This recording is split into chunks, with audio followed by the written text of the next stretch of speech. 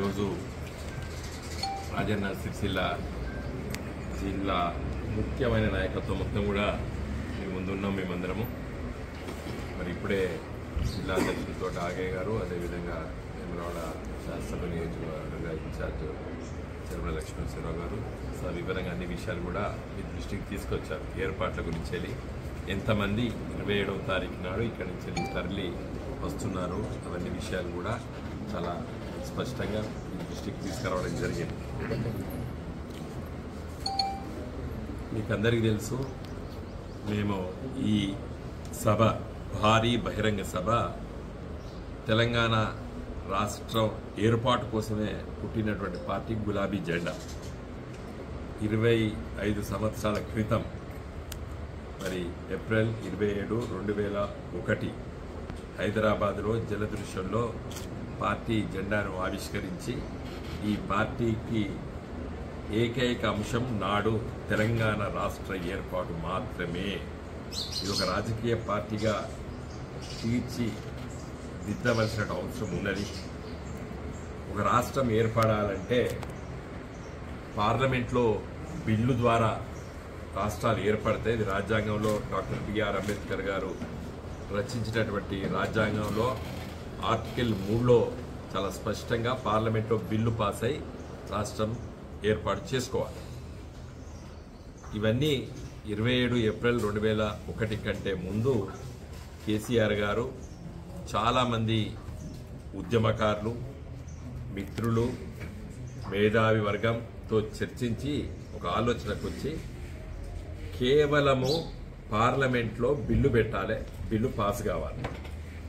1969లో జరిగినటువంటి ప్రత్యేక తెలంగాణ రాష్ట్ర ఉద్యమంలో 360 మంది విద్యార్థులు ఆ రోజు బలిదానమైనరు. కాంగ్రెస్ పార్టీ శ్రీమతి ఇందిరాగాంధీ గారి నాయకత్వాన అక్కడ మరి ఇక్కడ బ్రహ్మాందరెడ్డి గారు ముఖ్యమంత్రి ఉండే కాల్చి ఇనుప బూట్లతోని అణిచేసిండ్రు. ఆ ఉద్యమాన్ని కాల్చేసారు. 360 మంది విద్యార్థులు కాల్చేసారు.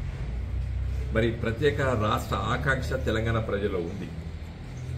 నాడు మీకు అందరికీ తెలుసు, 2001లో నేను అప్పుడు వరంగల్ కోర్టులో న్యాయవాది, అప్పుడే హైకోర్టుకు షిఫ్ట్ అయినా. ఏ రోజు పేపర్ చూసినా ఏమోపడేది మనకి, ఎక్కడో దగ్గర రైతుల ఆత్మహత్యలు, ఎక్కడో దగ్గర యువకుల్ని ఈ గుట్టలు తీసుకుపోయి నక్సలైట్ అని చెప్పి పోలీసులు కాల్చి చంపేయడం, అలజడి. రోజు పేపర్ చూస్తే అలజడి, ఎక్కడో దగ్గర రక్తపాతం తెలంగాణలో.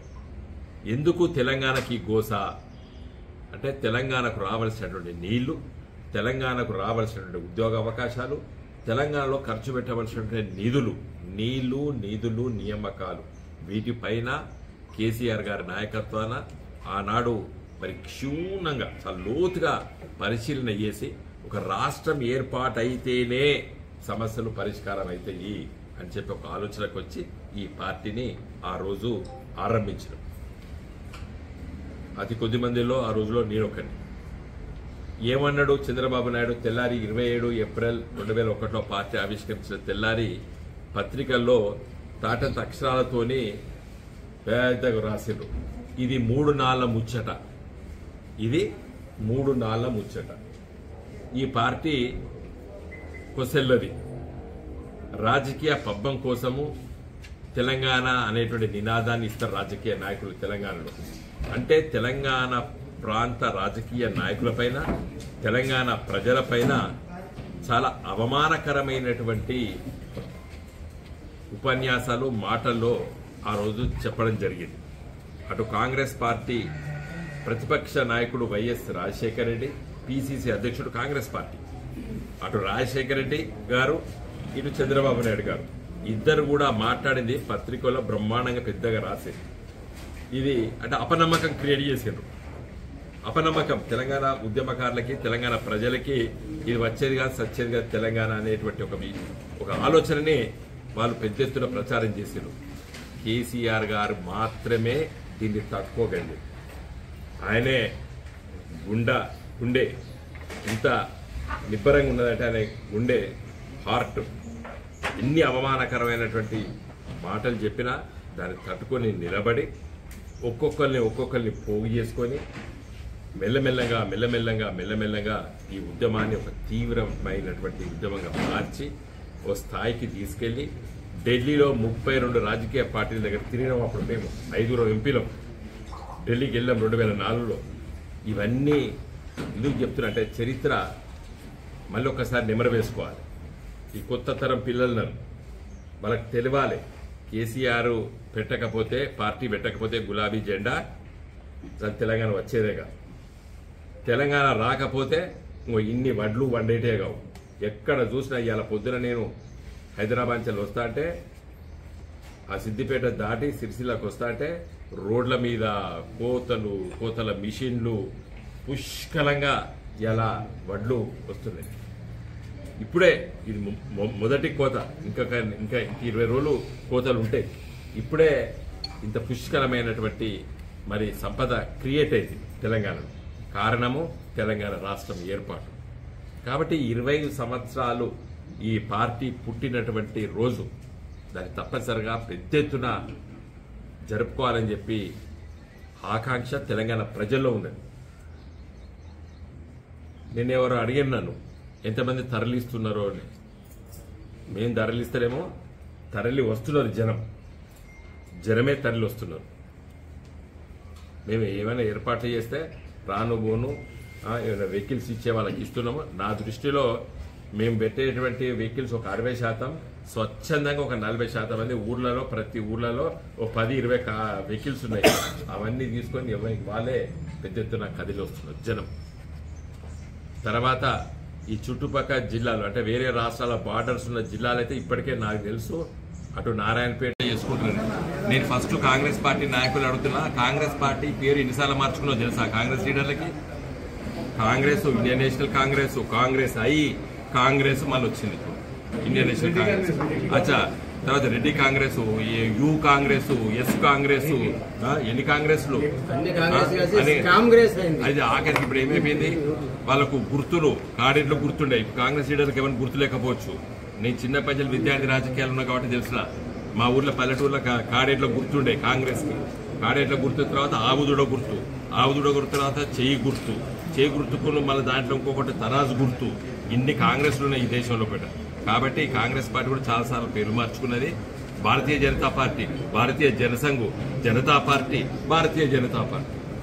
అర్థమైందా? ఒక కమ్యూనిస్ట్ పార్టీలో చీల్కుంటే వేరే తప్పితే గానీ పేరు మార్చుకోలేదు. ఏ పార్టీ ఆ పార్టీ ఉన్నది. జై తెలంగాణ బుక్ చేసుకొచ్చుకున్నారు. ఆదిలాబాద్ వాళ్ళు పోయి మహారాష్ట్ర బుక్ చేసుకొచ్చుకున్నారు. ఇంకా భూపాలపల్లి జిల్లాలో పోయి శ్రీరంచ బుక్ చేసుకొచ్చుకున్నారు. ఇట్లా వేరే రాష్ట్రాల నుండి కూడా వెహికల్స్ బుక్ చేసుకుని పెద్ద ఎత్తున మరి తరలి వస్తున్నారు తెలంగాణ ప్రజలు. ఇది మా పార్టీ, మా సమస్యల కోసం పుట్టిన పార్టీ. తెలంగాణ రాష్ట్రాన్ని చెప్పింది సాధించాడు కేసీఆర్ గారు. 2001లో పార్టీ పెట్టిన తొలి రోజుల్లో కేసీఆర్ గారు బహిరంగ సభలో మాట్లాడారు. నేను గిట్ట తెలంగాణ అంశాన్ని కాని కింద పెడితే నన్ను బండలో తీసుకొట్టండి అని చెప్పాడు. నేను ఉద్యమాన్ని కాని కింద పెడితే నన్ను ఆ విధంగా చెప్పడం తెలంగాణ ప్రజలకు విశ్వాసం కలిగి తెలంగాణ తెస్తామని చెప్పినాం, తెలంగాణ తెచ్చి చూపించినాం. తెలంగాణ పుట్టిన తర్వాత ఈ బిడ్డ నీ చేతుల్లో ఉండాలి బిడ్డ అని చెప్పేసి తెలంగాణ ప్రజలు 10 సంవత్సరాలు కేసీఆర్ గారి చేతిలో పెట్టారు. కాబట్టి ఇప్పుడు దేశంలో ఇది గొప్ప స్థాయికి తెలంగాణ రాష్ట్రం ఎదిగింది. ఇవన్నీ కూడా మన విజయాలు. కాబట్టి ఇవన్నీ ప్రజల మనసులో ఉన్నాయి. కాబట్టి ఈ సభ బ్రహ్మాండంగా దిగ్విజయంగా ఈ సభ జరగబోతున్నది. మరి ఇంతకుముందు మరి ఆగయ్య గారు చెప్పినట్టు మేమందరం కూడా ఇప్పుడు దాకా కూర్చొని మాట్లాడుకున్నాము. మళ్ళీ కూడా కొంచెం మాట్లాడుకుంటాము. ఎన్ని బస్సులు వచ్చినాయి, ఆర్టీసీ బస్సులు బుక్ చేసిండ్రు, తర్వాత ప్రైవేట్ స్కూల్ బస్సులు బుక్ చేసిండ్రు, తర్వాత ట్రావెల్స్ బుక్ చేసిండ్రు, ఆటోలు బుక్ చేసిండ్రు, వందలాది ఆటోలు బుక్ చేసిండ్రు. ఆటోలలో 2-3 రకాలు ఉన్నాయి, వాటిని బుక్ చేసిండ్రు. కొన్ని దిక్కులు అయితే మరి డీసీఎం టొయోటాలు కూడా తీసుకొని వస్తున్నారు. దాని మీద మంచిగా దాన్ని ఏమంటారు తాటిపత్రి వేసుకొని కూడా బయలుదేరుతున్నారు. భోజనాలు వండుకొని బయలుదేరుతున్నారు. తర్వాత తువ్వల కొంతమంది కొంచెం తెలుగుల లీడర్లు ఏం చేస్తారు, ఆ తువ్వలే పోయి ఇప్పటికే చూసుకొచ్చుకున్నారు. మామిడి తోటలు అవి ఇవన్నీ చూసుకొచ్చుకున్నారు. అక్కడ వంట వార్పు పెట్టుకుంటారు. పోయేటప్పుడు తినుకుంటూ పోతారు, మళ్ళీ వచ్చేటప్పుడు తినుకుంటూ వస్తారు. ఇట్లా ఇన్ని ఏర్పాట్లు మా నాయకులు చిన్నోళ్ళు వీళ్ళంతా మొత్తం ఇంత మామిడి తోటల కాడ బుక్ చేసుకున్నారట. ఆ ఫంక్షన్ హాల్ బుక్ చేసుకున్నారు. పోయేటప్పుడు వచ్చేటప్పుడు ఇవన్నీ కూడా ఏర్పాట్లు జరుగుతున్నాయి. కాబట్టి ఈ సభ చాలా గొప్పగా విజయంగా ఈ సభ ముగుస్తుంది. మేమందరం కూడా ఎలకతుర్తి అంటే మీకు అందరికీ తెలుసు, ఇటు మనం ఇటు కోసాకు ఉన్నాం, అది అటు కోసం. కరీంనగర్ పార్లమెంట్ నియోజకవర్గమే ఎలకతుర్తి, అది హన్మకొండ జిల్లాలో కొత్తగా కలిసింది మన కరీంనగర్ పార్లమెంట్ నియోజకవర్గంలో. కాబట్టి రోజు నేను సతీష్ గారు పొద్దున్న పిల్లలకు అక్కడనే పనిచేస్తున్నాము. కాబట్టి సభ ఏర్పాట్లు దాదాపు 1200 ఎకరాలు. మరి దీనికి ఏది పార్కింగ్ మీకు ఎవరు అయ్యో సభ గత పెద్ద సభ జరిగింది ఎలాంటి ఆటంకాలు లేకుండా జరిగింది అనిపిస్తుంది. 360 డిగ్రీస్ ఎటు చూసినా ఇక్కడి వాళ్ళకి అందరు కూడా పార్కింగ్ స్పేసెస్ చేసినాము. ఆ వచ్చేటువంటి కూడా ఆ రోడ్డు మీకు దిగిపోవడానికి కూడా మంచి బ్రహ్మాండంగా వాటిని స్లోపు అవన్నీ కూడా చేసినాము. తర్వాత సాఫీగా చేసినాము. అంటే సభ జరిగిన తర్వాత ఎలాంటి ఇబ్బందులు లేకుండా కూడా ఎక్కడ వాళ్ళు అక్కడ వెయిటెడ్ చేసాం. మన కరీంనగర్ ఎలకతుర్తి వరకు కూడా 563 నేషనల్ హైవే పనులు వేగవంతంగా అవుతున్నాయి. వాటికి కూడా చిన్న చిన్న సమస్యలు ఉంటాయి, వాటిని కూడా పరిష్కరించడం వాళ్ళు కూడా కోఆపరేట్ చేశారు. అదే సిద్దిపేట నుండి కూడా ఎలకతుర్తి వేరు కూడా బ్రహ్మాండంగా నేషనల్ హైవే రోడ్డు పూర్తయిపోయింది. చాలా ఫాస్ట్ గా కూడా పోవచ్చు వెహికల్స్, ఎక్కడ ఎలాంటి ఇబ్బంది లేవు. అక్కడక్కడ మరి చిన్న చిన్న అంటే వెసులుబాటు ఇబ్బంది అవుతుంది అనుకున్న దగ్గర సాఫీ చేసేస్తాము. ఎలాంటి వెహికల్స్ కి ఎలాంటి ఇబ్బంది ఉండదు, ఈజీగా పోతే ఈజీగా వాపస్ వస్తాయి. అయ్యో మనం దీని ఏమంటారు వాటిలో ఇరుక్కపోతామని ఇది ట్రాఫిక్ జామ్ ఏమి కావు. దాదాపు 2000 మంది కార్యకర్తల్ని మేము కార్యకర్తలతో పాటు కొంతమంది ప్రొఫెషనల్స్ కూడా ఎంగేజ్ చేస్తాం.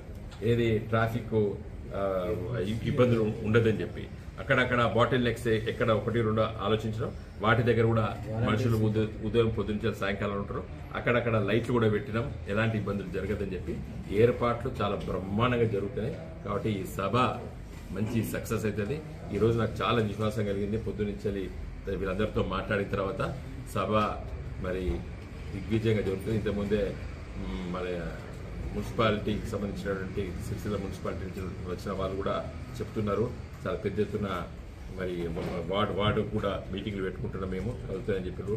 ఇప్పుడే లక్ష్మణరావు గారు చెప్పారు ఇప్పటికే వాళ్ళు అన్ని మండలాలు తిరిగి అన్ని ఏర్పాట్లు కూడా సమావేశం జరిగినాయి. ఇప్పుడు కూడా వారి మీటింగ్ అయిపోతే వేరే దాన్ని కూడా వెళ్తున్నారు. కాబట్టి ఇక దయచేసి మేమందరం కూడా చాలా పెద్ద ఎత్తున కష్టపడుతున్నాం. ఈ సభ గ్రాండ్ సక్సెస్ అయితే.